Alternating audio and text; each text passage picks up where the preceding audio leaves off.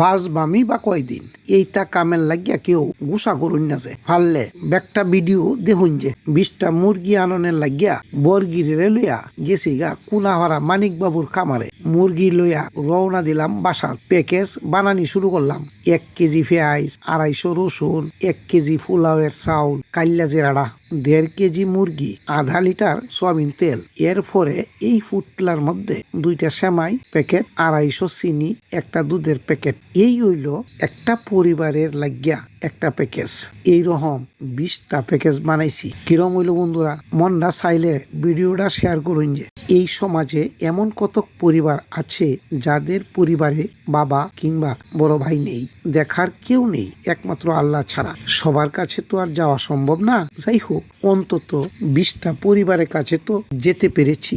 সহযোগিতাকারীর জন্য এবং তাদের পরিবারের জন্য দোয়া চাই, বাদ বাকি আল্লাহর ইচ্ছা। আসসালামু আলাইকুম।